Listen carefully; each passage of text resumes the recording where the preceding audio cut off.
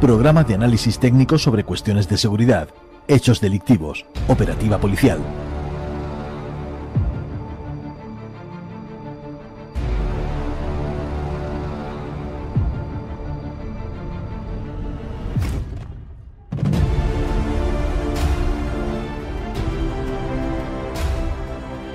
La Recámara, H50 Digital Policial, con Pilar U. Ramos.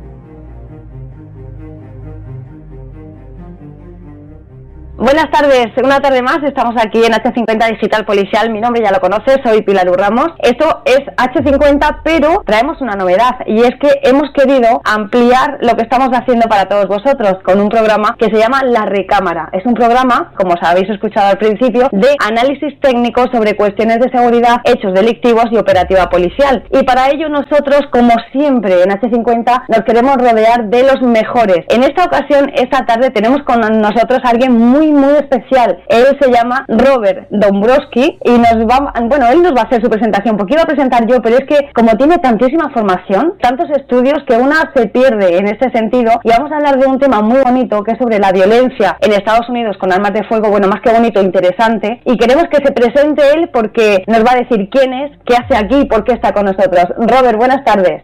Muy buenas tardes, Pilar. ¿Cómo estás? Saludos cordiales, muy bien, gracias. Te decía, saludos cordiales tanto para ti como para todo el equipo de H50 y para todos tus oyentes. Pues muchísimas gracias, Robert. Ellos van a estar encantados de conocerte y de escucharte, porque yo doy fe de la experiencia que tienes sobre este tema y otros que vamos a ir tocando semanalmente. Tenemos que deciros que este programa lo vamos a hacer en capítulos aproximadamente de unos 15 minutos, para que os sean amenos, y vamos a tratar todos los temas relacionados en el ámbito policial, como decíamos antes, sobre esas cuestiones técnicas de seguridad, sobre hechos delictivos y operativa policial. Robert, a mí me encantaría que tú te presentaras para que los oyentes, los lectores de H50 sepan a quién tenemos con nosotros esta tarde en este programa que se llama La Recámara, y inauguramos contigo.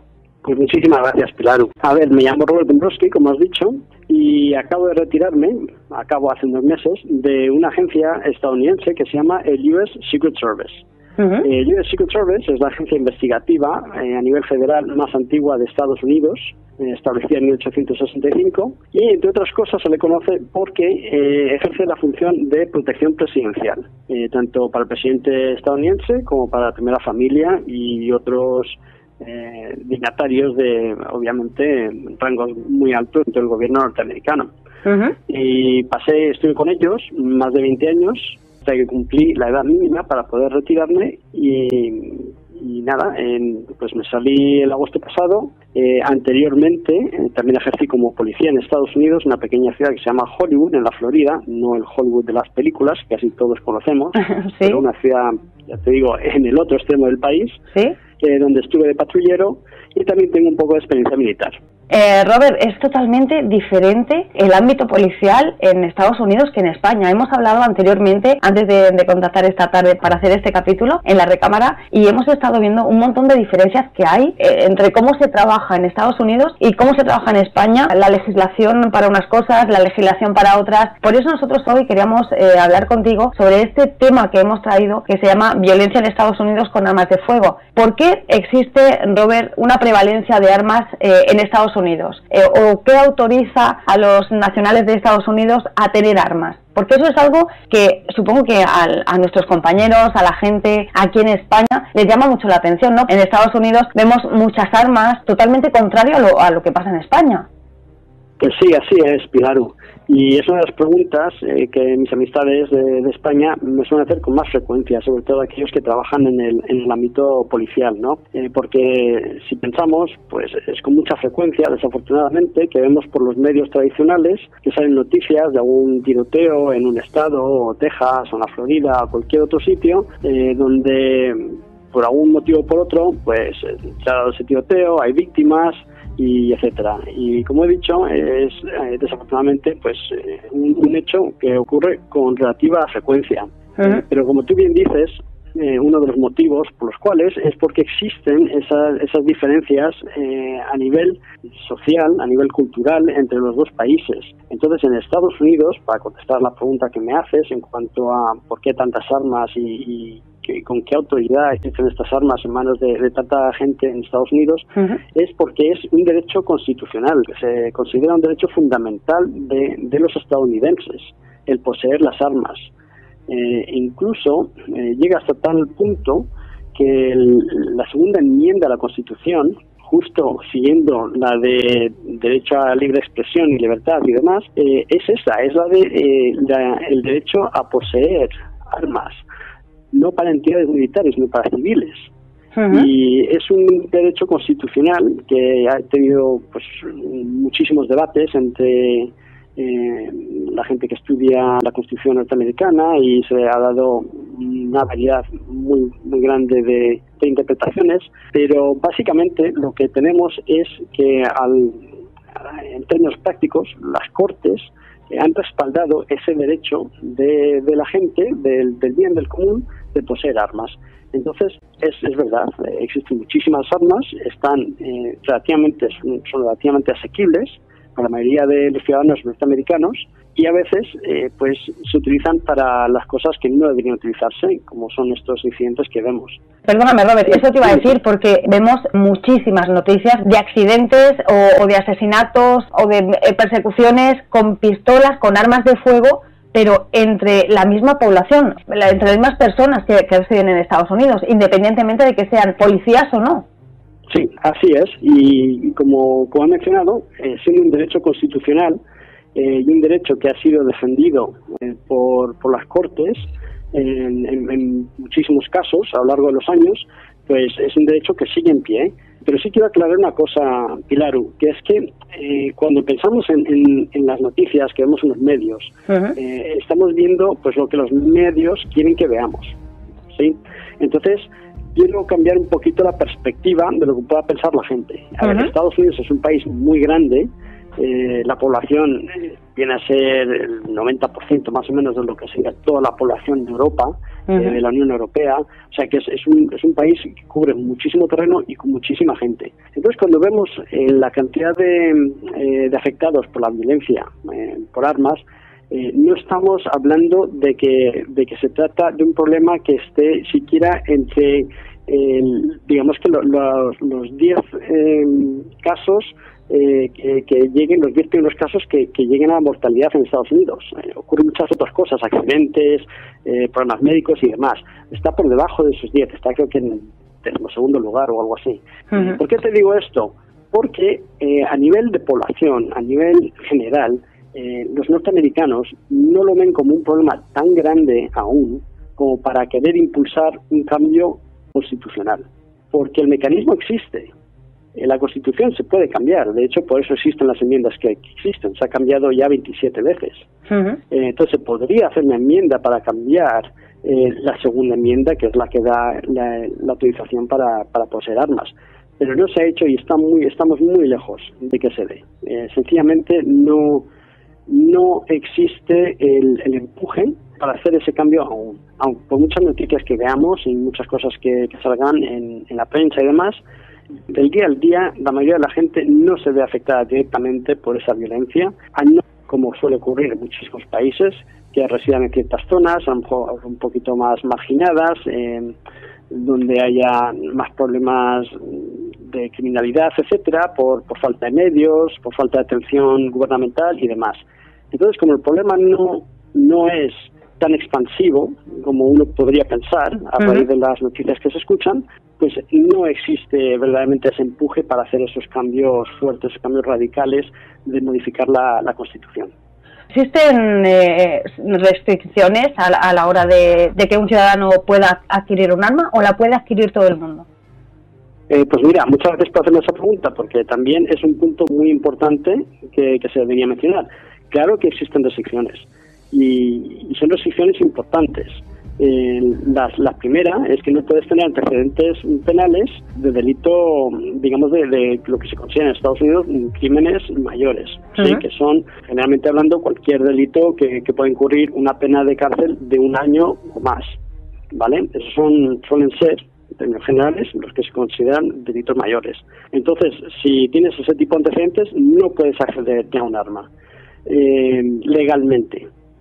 Y lo mismo pasa si tienes antecedentes de delitos menores que atentan, o sea, que son de, ¿cómo es que le decís en España?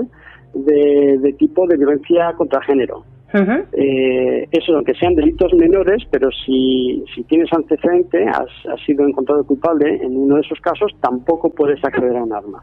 Y para poder comprar... Dime, Robert, dime lo que me ibas a decir. Pero también te voy a decir que, sencillamente, que también hay restricciones en cuanto a edad, hay restricciones en cuanto a, por ejemplo, problemas de salud mental, cosas así, siempre que se sepan, ¿no? Bueno, pero eso es parte del problema. Pero también hemos visto en las noticias, o he visto yo, Robert, algún enajenado mental con un arma en Estados Unidos que ha cometido un delito. Efectivamente, porque ahí lo que tenemos es un conflicto entre dos derechos fundamentales.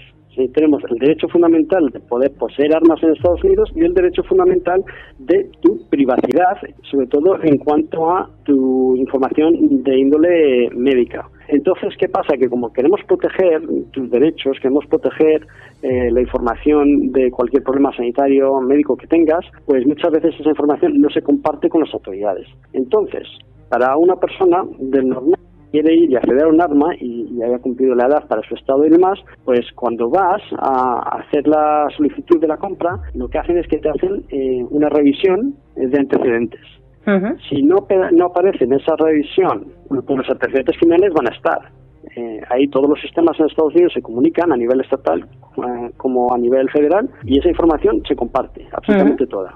Pero lo que no está ahí, a no ser que hayas tenido un problema donde la policía haya tenido que intervenir por cuestiones de salud mental, donde se haya dado un tipo de violencia o algo por el estilo, si eso no está en el sistema, aunque se conozca entre tus familiares y demás que tengas problemas, pues si no está en el sistema, pues no lo va a reconocer y se te va a dar ese arma. Y para poder comprar un arma legalmente en Estados Unidos, ¿qué requisitos hay que reunir? Pues lo primero es ser nacional, tienes que tener nacionalidad norteamericana o estadounidense. Lo segundo, la gran mayoría de los estados ahora exigen que seas residente de su estado. Esto es por acuerdos que se han hecho entre estados, porque hay estados que restringen muchísimo más el porte y la tenencia de armas que otros, con lo cual lo que no quieren es que en un estado donde no existan tantas restricciones pueda pasar alguien del otro estado, compre el arma allí y vuelva con ella. Entonces, para evitar eso, se han llegado a muchos acuerdos entre los estados y ahora exigen, pues eso, que seas también residente de cada estado donde vas a comprar ese arma. Y si no tienes esa residencia, no te permiten la compra.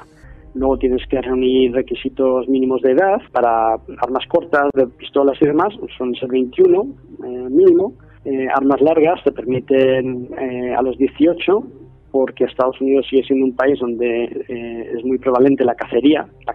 Entonces, a partir de los 18 años no es nada raro que puedas ir a una tienda y comprarte una escopeta, un rifle, pues con ese propósito, ¿no? de seguir de caza. Y bueno, ya hemos hablado un poquito de lo que son los antecedentes penales, no puedes tenerlos, problemas de salud mental, mientras esté en el sistema, y aparte de eso, pues es que son muy pocos requisitos adicionales que pueda haber de parte de cada estado. Ahora bien, como he dicho también, hay muchos estados que restringen muchísimo más. ¿Sí? Por ejemplo, lo que es Nueva York, en la ciudad de por sí, es muy difícil conseguir un arma. Tienes que mostrar la necesidad de tenerla, o sea, tienes que tener una amenaza inminente y tienes que poder demostrarlo. Pero estos son todas normas que a nivel constitucional chocan un poco con lo que es el estatuto constitucional y por lo tanto están constantemente en pleitos legales mirando a ver si se van a declarar anticonstitucional y demás. Hay mucho pleito legal con respecto al tema de las armas en Estados Unidos. Vamos a comentar una cosa y terminamos con este tema. Tú, en una conversación que teníamos hace muy poquito, me decías que curiosamente, me decías una frase así, que hay muchos miembros de la policía que se sienten estadounidenses primero y policías segundo. Con respecto al tema del control de armas, me refiero. Sí, efectivamente. Entonces, ¿qué pasa? Que hemos llegado a ver casos donde se ha intentado exigir más aún en algunos estados la tenencia de armas y han habido sheriff, han habido policías, estamos hablando a nivel departamental, o sea, los jefes, el jefe de policía, lo que sería el equivalente a un comisario principal a lo mejor en España, o un, no sé, el guardia civil que pueda estar a cargo de una dependencia de la Guardia Civil en España, diciendo que no a cumplir esas normas. Sí pasan, porque ellos mismos consideran que son anticonstitucionales y están pensando también en sí mismos como personas y su amor por las armas, y dicen que no le van a exigir a sus policías, a sus oficiales, que cumplan esas normas. O sea, que el Estado las puede pasar, pero que ellos no las van a cumplir, no van a ejercer esa potestad de ir y detener o confiscarlas y demás, a no ser que sea porque se ha cometido un delito. Pues Robert, ha sido todo un placer tenerte esta tarde con nosotros. Hoy hemos hablado bastante sobre este tema, el tema de la criminalidad en Estados Unidos y el acceso a las armas de fuego, y yo te emplazo para que la semana que viene podamos hablar un poco en ese próximo capítulo sobre el uso de fuerza por parte de la policía en Estados Unidos. ¿Te parece bien? Quedamos para la semana que viene y nos cuentas a los oyentes de H50 cómo va este tema.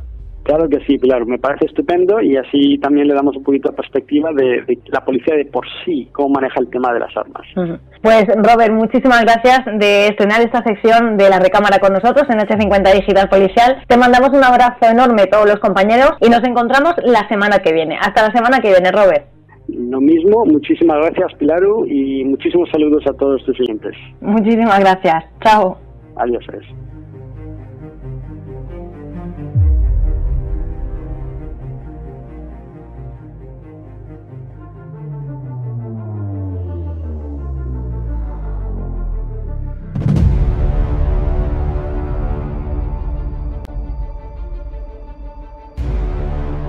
Programa de análisis técnico sobre cuestiones de seguridad, hechos delictivos, operativa policial.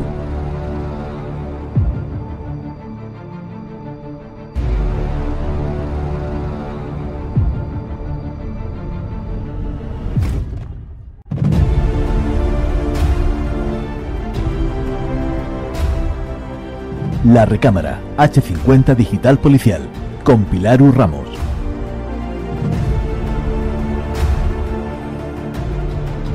Síguenos a través de nuestras redes sociales en Facebook, Twitter, Instagram y YouTube H50 Digital Policial, o en las redes sociales de Pilaru Ramos como Twitter, Instagram, Facebook y YouTube.